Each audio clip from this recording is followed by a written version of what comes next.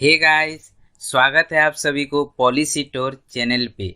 आज का टॉपिक है फार्मर प्रोटेस्ट। जैसे कि आप सभी को पता है, पिछले बहुत दिनों से भारत के किसान दिल्ली बॉर्डर पे प्रोटेस्ट कर रहे हैं। क्यों ये प्रोटेस्ट हो रहे हैं, क्या क्या किसानों की मांगे हैं, गवर्नमेंट क्यों किसानों की मांग पूरा नहीं कर रही है, साथ ही कब तक चलेगा ये प्रोटेस्ट, और भी बहुत कुछ डिस्कस करेंगे।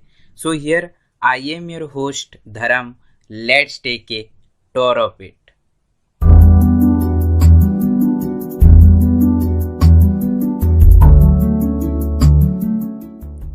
शुरू करने से पहले previous question of the day 9 था, which of the following is known as spiritual guru of Shivaji Maharaj? So the correct answer is Ramdas Swami. सबसे पहले तीनों ही फार्म बिल की ओवरव्यू देखते हैं। अगर आपको डिटेल्स में जानना हो तो मैंने पहले एक वीडियो इन बिल के ऊपर बनाया है, ऊपर आई बटन में इसका लिंक आपको मिल जाएगा, तो पहले उस वीडियो को जाके देख लीजिए। देश भर में कृषि उपज की मार्केटिंग, सेलिंग एंड स्टोरिंग को बदलने के उद्देश्य से बिल को शुरू में अध्यादेश या फिर ऑर्डिनेंस के रूप में जारी किया गया था। विपक्ष के विरोध के बावजूद गवर्नमेंट ने सितंबर के महीने में मानसून सत्र के दौरान लोकसभा और राज्यसभा दोनों में ध्वनि मत से बिल को पारित किया जाता है। The farmers produce trade and commerce promotion and facilitation bill 2020 किसानों को अधिसूचित एपीएमसी या फिर मंडियों के बाहर बिना किसी राज्य कर या शुल्क के अपनी फसल बेचने की अनुमति देता है। The farmers empowerment and protection agreement on price assurance and farm services bill 2020 ये contract farming and direct marketing की सुविधा प्रदान करता है।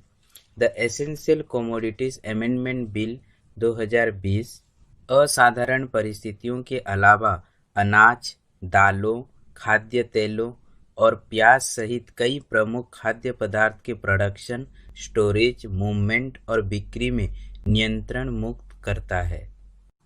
सरकार को उम्मीद था कि नए कानून किसानों को अधिक विकल्प प्रदान करेगा, जिससे कंपटीशन बेहतर कीमतों के साथ होगी। साथ ही एग्रीकल्चरल मार्केटिंग, प्रोसेसिंग और बुनियादी ढांचे में निजी निवेश की वृद्धि होगी। कृषि अध्यादेश को पहली बार 5 जून को यूनियन कैबिनेट में पेश किया गया था। 14 सितंबर को लोकसभा में पेश किए जाने के बाद बिल बन गया और अल्टीमेटली 27 सितंबर को राष्ट्रपति की मंजूरी मिल गई। सो फार्म बिल फार्म एक्ट बन गया। हालांकि इस अध्यादेश को पहली बार पेश किए जाने के एक दिन बाद मीन्स 6 जून से ही किसानों ने ऑब्जेक्शन उठाना शुरू कर दिया था। 14 जून को बीकेयू उपग्रहण द्वारा विस्तृत प्रेस बयान जारी किया गया, जिसमें अध्यादेशों पर कड़ी आपत्ति जताते हुए कहा गया कि दिस वुड किल फार्मिंग। 14 से 30 जून तक पंजाब के कुछ गांव वालों ने 1 घंटे के लिए अपनी छतों पर खड़े होकर कोविड-19 के दिशा निर्देश को पालन करते हुए इन अध्यादेशों पर आपत्ति जताई। इसकी शुरुआत 14 जून को कुछ घरों से हुई थी, जो कि 2 हफ्तों के भीतर ये पंजाब के 500 से अधिक गांव में फैल गया। द ऑल इंडिया किसान संघर्ष कोऑर्डिनेशन कमेटी ने अगस्त तक इस मुद्दे पर कई बैठकें आयोजित की थी। 19 अगस्त को खेत मजदूर यूनियन सहित पंजाब की सभी 31 फार्मर यूनियन ने एक साथ कोऑर्डिनेशन बनाकर काम करने का फैसला किया, ताकि कृषि अध्यादेश के मुद्दे पर ऑल इंडिया आह्वान को पालन किया जा सके, ताकि अधिकतम प्रभाव पड़े, और ये पहली बार देखने को भी मिला था। साथ ही उसी महीने में 20 अन्य राज्यों में भी इसी तरह का विरोध शुरू हो गया।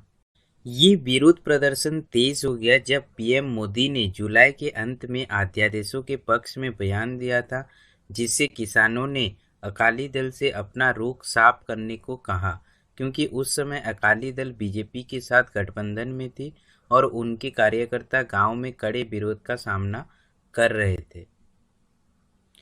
पंजाब के सीएम ने किसानों के खिलाफ कोविड गाइडलाइंस और धारा 144 सीआरपीसी के उल्लंघन पर दर्ज सभी एफआईआर वापस लेने की घोषणा की और बठिंडा में अपना समर्थन भी बढ़ाया। शिरोमणि अकाली दल के नेता हरसिमरत कौर बादल ने फार्म बिलों को मुख्य कारण बताते हुए 17 सितंबर को यूनियन फूड प्रोसेसिंग मिनिस्टर पद से इस्तीफा दे दिया था। सबसे बड़ा राजनीतिक बदलाव 27 सितंबर को हुआ जब राष्ट्रपति ने इन विधेयकों को मंजूरी दी तो अकाली दल ने पंजाब में भाजपा के साथ अपना 27 साल पुराना गठबंधन तोड़ दिया।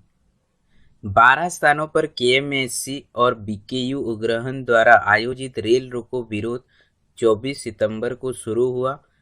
सभी 31 किसान यूनियन ने घोषणा की वे रेल रोको के साथ मॉल्स के बाहर, कॉरपोरेट के पेट्रोल पंप्स और यहां तक कि भाजपा नेताओं के आवासों के बाहर भी धरना देंगे। रेल रोको 21 अक्टूबर तक जारी रहा। इस रेल रोको प्रोटेस्ट की वजह से जितनी भी पंजाब तक आने जाने वाली ट्रेन्स थी इन सभी को रोक दिया गया और ये कई दिनों तक ऐसे ही चलता रहा। बाद में जब सामान, फर्टिलाइजर, एसेंशियल आइटम्स पंजाब में नहीं पहुंचने के कारण से जो प्रोटेस्ट कर रहे थे बाद में उनको ही दिक्कत होने लगी तो मजबूरी में 23 अक्टूबर को इस आंदोलन को रोकना पड़ा।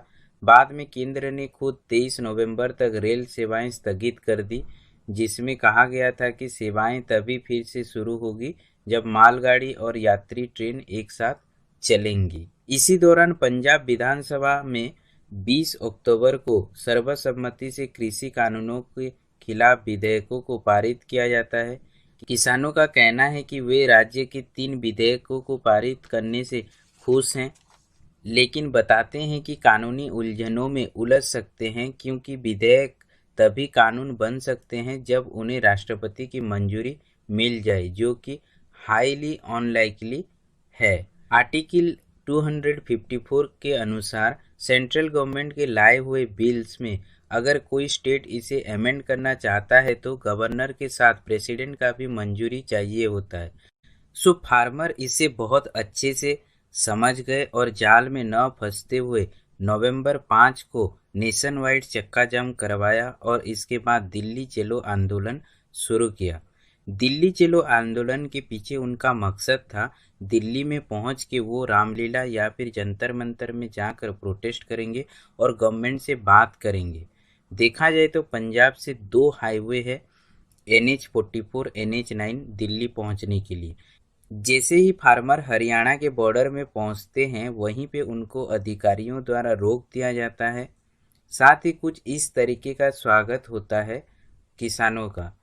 किसानों को रोकने के लिए टीयर गैसेस यूज किए गए, वाटर कैनन यूज किए गए, बैरिकेड्स लगा दिए।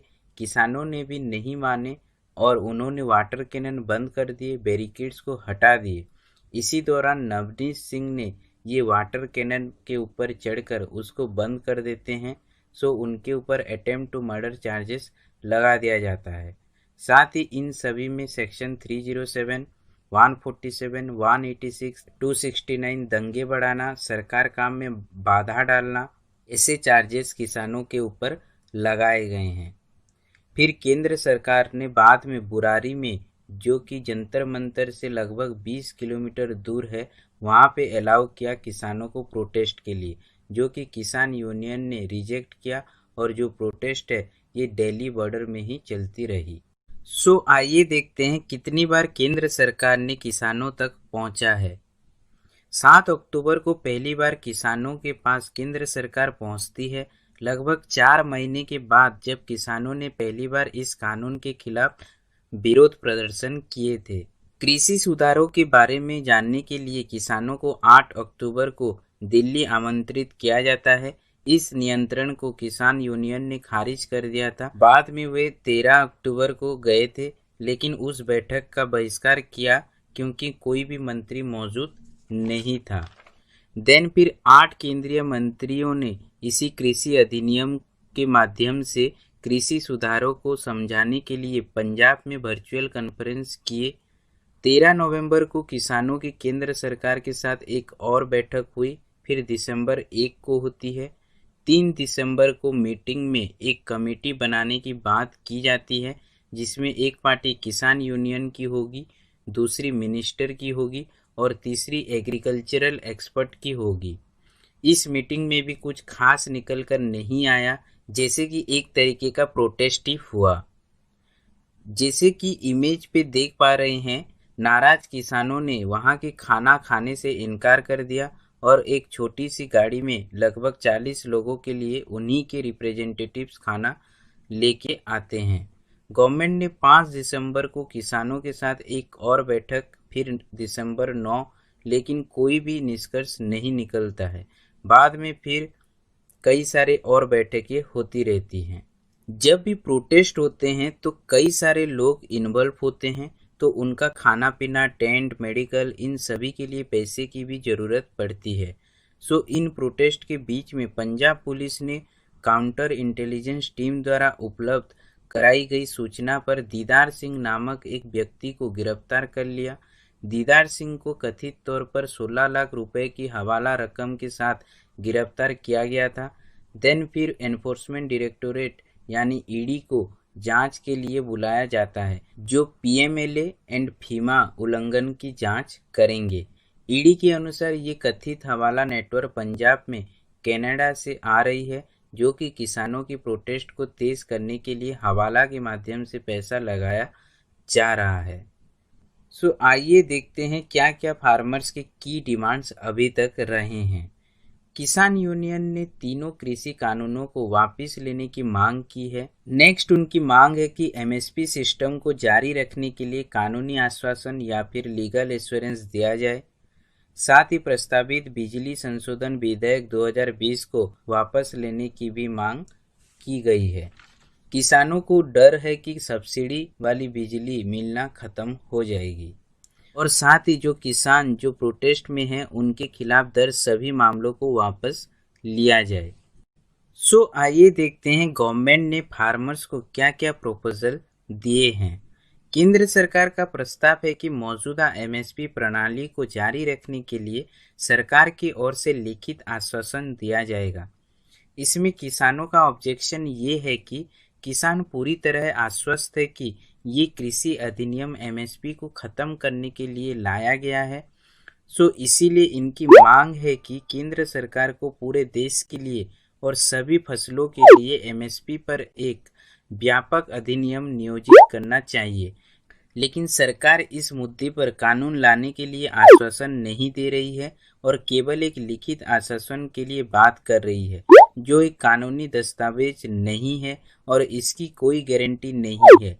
यही कारण है कि किसानों ने लिखित आश्वासन के सरकारी प्रस्ताव को अस्वीकार कर दिया है और इन किसान विरोधी अधिनियम को वापस लेने पर जोर दिया है। केंद्र सरकार का प्रपोजल था राज्य सरकारें इन प्राइवेट मंडीज पर फीस और सेस लगा सकती है। प्राइवेट मंडीज का निर्माण से राज्य द्वारा संचालित एपीएमसी के साथ सभी कृषि व्यवसाय को प्राइवेट बाजारों की ओर ढकेल देगा। इसका परिणाम सरकारी बाजारों और कमीशन एजेंट सिस्टम के साथ साथ एपीएमसी का भी अंत हो जाएगा, ऐसा किसानों का कहना है। इसके बाद केवल बड़े व्यापारी और बड़े कंपनी से बाजारों में काम करेंगी और अनियंत्रित कीमतों पर कृषि उपज की खरीदी करेंगी।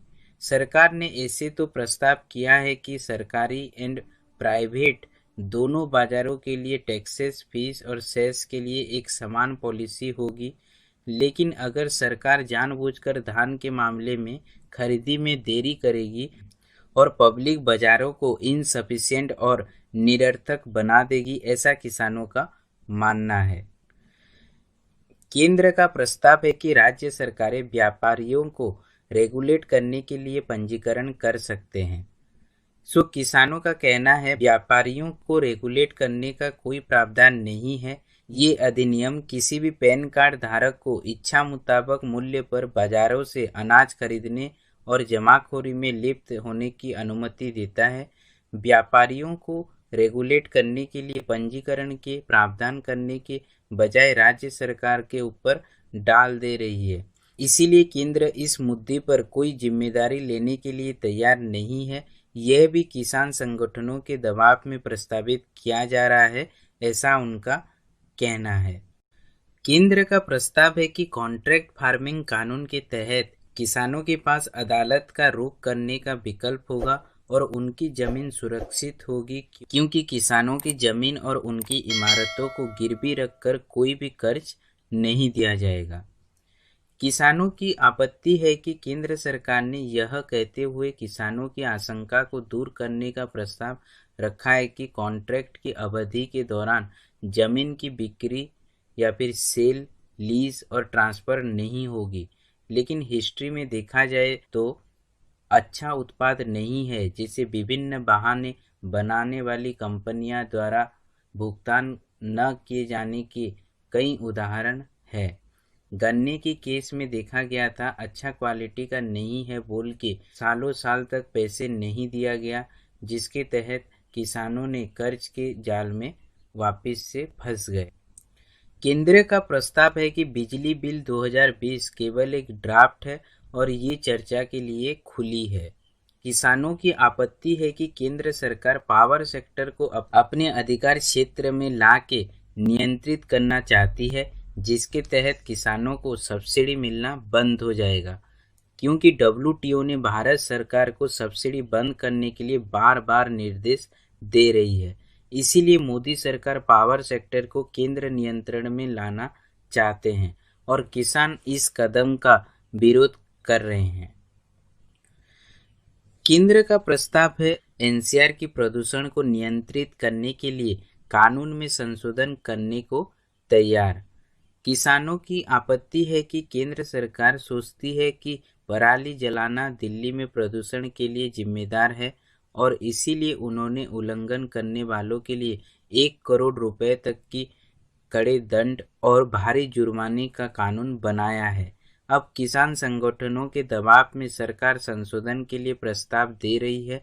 यह कानून गरीब और छोटे किसानों को परेशान करने के लिए है, ऐसा उनका मानना है।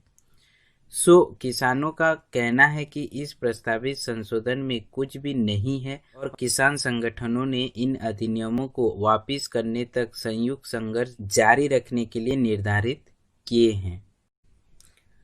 आज का क्वेश्चन ऑफ द डे है, the green gold revolution is related to which of the following? Coffee, gold, bamboo, tea. सभी अपने आंसर को कमेंट सेक्शन में कमेंट करके जरूर बताइएगा। किसान आंदोलन के पक्ष पे और विरोध में सुनवाई कर रही सुप्रीम कोर्ट ने कहा, हम एक कानून के खिलाफ विरोध करने के मौलिक अधिकार को मान्यता देते हैं। इसे संतुलित करने या कम करने का कोई सवाल ही नहीं है, लेकिन यह किसी के जीवन या संपत्ति को नुकसान नहीं होना चाहिए। जब सुप्रीम कोर्ट ने देश भर के किसान नेताओं की एक समिति के गठन का प्रस्ताव रखा जो इस मुद्दे पर बात कर सकती है और उसे सुलझा सकती है, साथ ही कुछ किसान संघों के नाम सुरक्षित करने के लिए बोला गया जो इसमें शामिल होना चाहते हैं, उनमें बीकेयू और अन्य नेता शामिल होना चाहिए।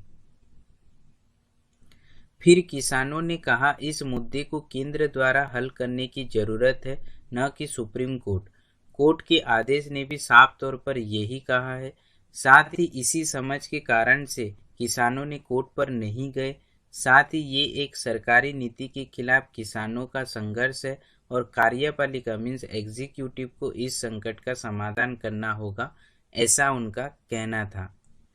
कई दौर की बातचीत के बावजूद किसान यूनियंस ने न ही सरकार ने समझौता करने की कोई इच्छा दिखाई है। किसानों ने कानूनों को वापस करने की अपनी मांग पर अटके हुए हैं, जबकि सरकार ने यह बात रखी है कि कानून किसानों अर्थव्यवस्था दोनों के लिए अच्छे हैं। इन बीच देखा जा रहा है किसानों ने दिल्ली की सीमाओं में पहुंच रहे हैं। आने वाले समय में ये विरोध और तेज होने वाला है। This is it guys. सभी साइड से हमने डिस्कस किए और देखे तो किसानों ने अभी तक बहुत अच्छे से और स्ट्रांगली उनके बातों को गवर्नमेंट के सामने रखी हैं।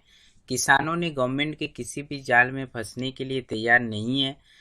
साथ ही उनके मंच को किसी भी पॉलिटिशियंस को यूज करने के लिए नहीं दे रहे हैं। अपनी लड़ाई खुद ही लड़ रहे हैं इसी प्रोटेस्ट के चलते पूर्व पंजाब के मुख्यमंत्री प्रकाश सिंह बादल समेत बाबा सेवा सिंह, हरभजन मान, इन सभी ने अपने अवार्ड्स वापस कर दिए हैं। साथ ही विजेंद्र सिंह ने भी बोला है कि अगर तीनों बिल सरकार वापस नहीं लेती है तो वो भी अपना अवार्ड वापस कर देंगे और आगे किसान भूख हड़ताल भी कर सकते हैं अगर बिल सरकार वापस नहीं लेती है। सो आई होप जल्दी किसानों की मांगों को गवर्नमेंट पूरा करे। साथ ही अगर आपका कोई डाउट्स हो तो आप कमेंट करके पूछ सकते हैं।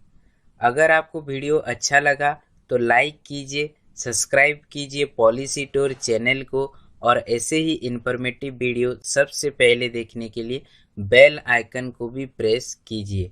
That's it guys from here, I am Dharm signing off. Thanks for watching. नमस्कार।